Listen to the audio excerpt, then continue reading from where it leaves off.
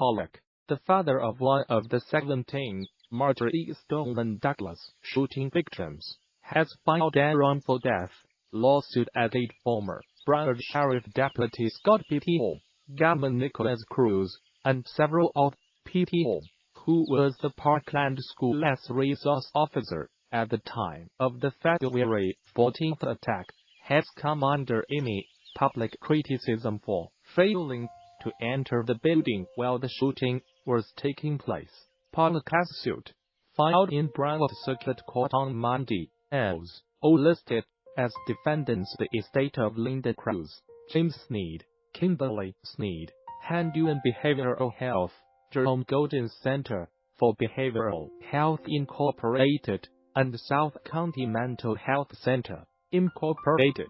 The wrongful death lawsuit is seeking upecified damages and a trial by jury.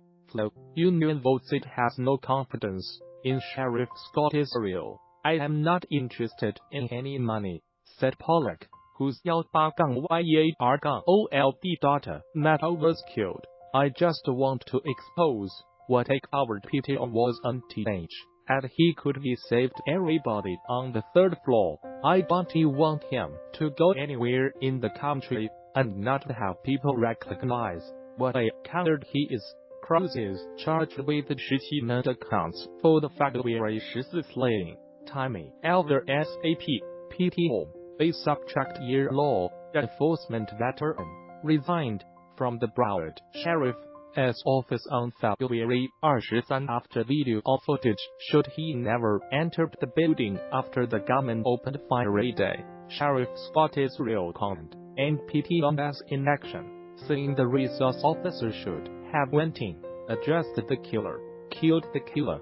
President Donald Trump also called Peteon a coward who certainly did a poor job. The lawsuit, filed by attorney David W. Brill, details Peteon's inaction from the moment Cruz stepped into the building, stating that Peteon was the only person armed and trained to deal with an active shooter. Cruz researched Columbine massacre before Parkland shooting instead of actually entering the building, as he should have.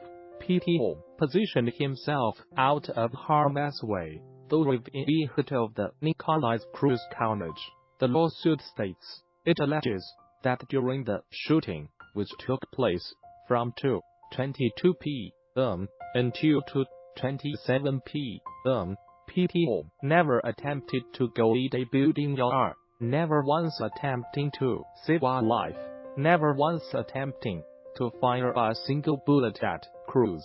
Remembering the victims of the Florida high school massacre, Peteon listened to the din of screams of teachers and students, many of whom were dead or dying, and the blasts of Nikolas Cruz repeated gunfire.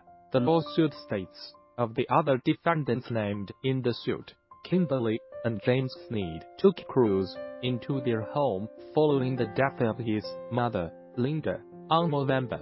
Cruz was living with the family when he carried out his attack at Stoneman Douglas. The lawsuit alleges Hendeon Health and Jerome Golden Center for Behavioral Health or should have known that Cruz suffered from mental illness and was a threat to deputies hid outside Parkland School while gunmen fired shots.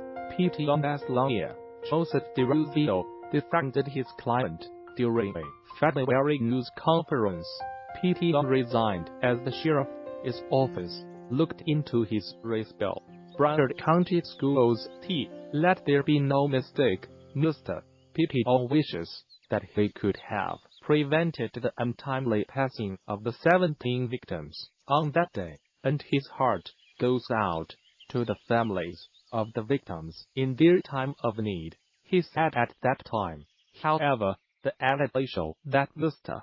Peteon was a coward and that his performance under the circumstances failed to meet the standards of police office are patently untrue. After the shooting, Peteon, 54, was suspended without pay, but then decided to resign.